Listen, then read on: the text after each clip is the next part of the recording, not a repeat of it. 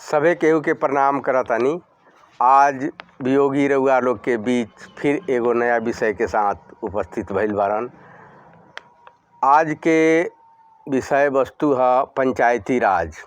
जैसन कि सभे केहू के मालूम होई कि जब से पंचायती राज शुरू भइल हमनी के गांव जवार में इतना मतभेद इतना मनभेद हो गईल बा कि क्या बतावल जाओ। वही संबंध में हम चार पंक्ति कुछ लेके आयल बानी रउआ लोग के बीच।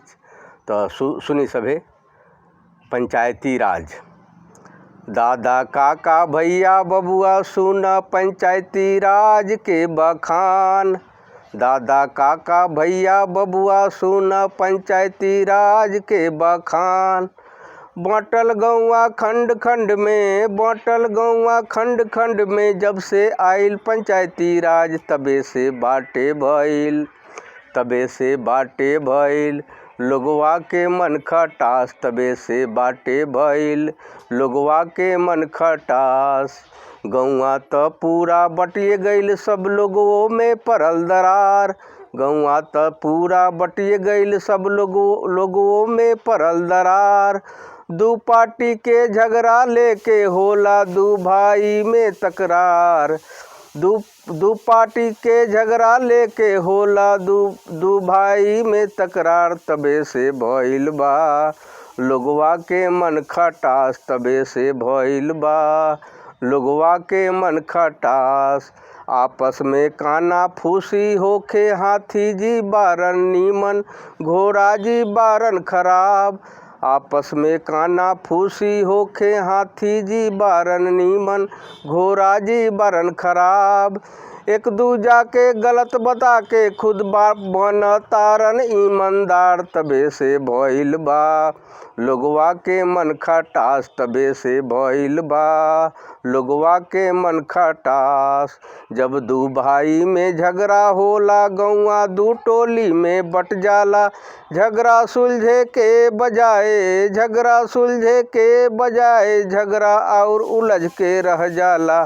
बूझ काहे भइल लोगवा के मन खटास बूझ काहे भइल लोगवा के मन खटास बूझ काहे भइल। बाद में पंचायत होला पंच में होला मार धार। बाद में पंचायत होला पंच में होला मार धार। पंच के बात केहू ना माने पंच के बात केहू ना माने पंच के इज्जत होला खराब। बूझ काहे भइल लोगवा के मन खटास बूझ काहे भइल लोगवा के मन खटास। गते गते लोग जाए लागल अपना अपना घर बथान। दू भाई फिर एके हुई हैं ऊपर मत धर तू ध्यान तबे से भइल बा लोगवा के मन खटास तबे से भइल बा लोगवा के मन खटास।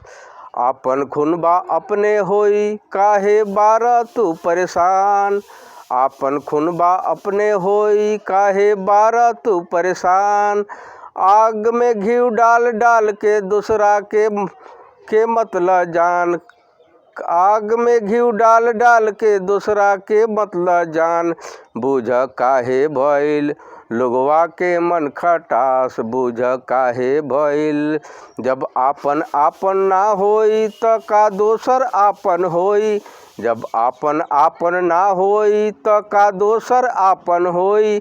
आ जब दोसर आपन हो जाई त आपन काहे ना होई।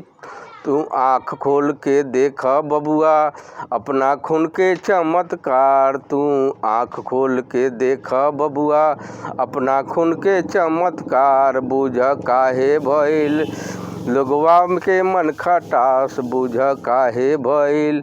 वियोगी के कहना माना भैया तू दू भाई के मत लड़ाव। वियोगी के कहना माना भैया दू भाई के मत लड़ाव।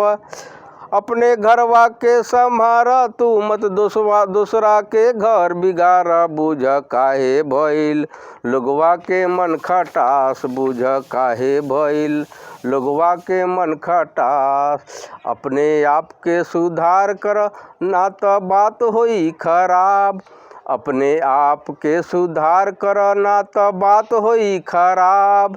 जे दिन दोनों भाई एक हो जाई जे दिन दोनों भाई एक हो जाई ओ दिन होई तहरो नाश तबे से भइल बा लोगवा के मन खटास तबे से भइल बा लोगवा के मन खटास बुझ काहे भइल लोगवा के मन खटास बुझ काहे भइल लोगवा के मन खटास बुझ काहे भइल लोगवा के मन खटास। जय भारत, जय बिहार, जय भोजपुरी।